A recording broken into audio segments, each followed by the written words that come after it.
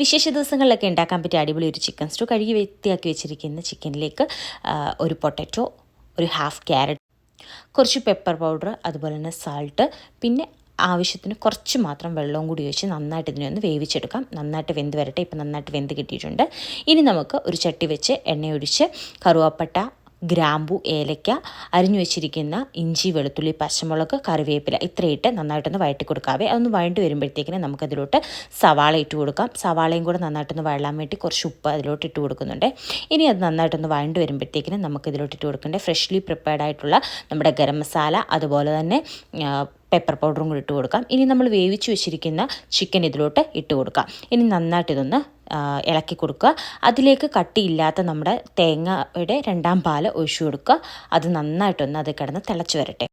ഇനി ഞാൻ കുറച്ച് കാഷ്യൂ പേസ്റ്റാക്കി ഇട്ട് കൊടുക്കുന്നുണ്ട്. തികച്ചും ഓപ്ഷണലാണ്. നിങ്ങൾക്ക് വേണമെങ്കിൽ മാത്രം ഇട്ട് കൊടുത്താൽ മതി. ഒരു കുറുക്കം കിട്ടാൻ വേണ്ടിയിട്ടാണ് ഇങ്ങനെ ഇട്ട് കൊടുക്കുന്നത്. ഇനി അത് നന്നായിട്ട് തിളച്ച് വരുമ്പോഴത്തേക്കിന് നമ്മുടെ തേങ്ങയുടെ 1ാം പാല്, അതായത് കട്ടിയുള്ള തേങ്ങാപ്പാൽ, അതൊഴിക്കുക.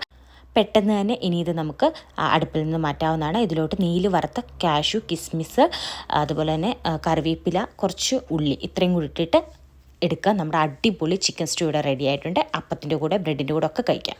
അപ്പോൾ താങ്ക്സ് ഫോർ വാച്ചിങ്.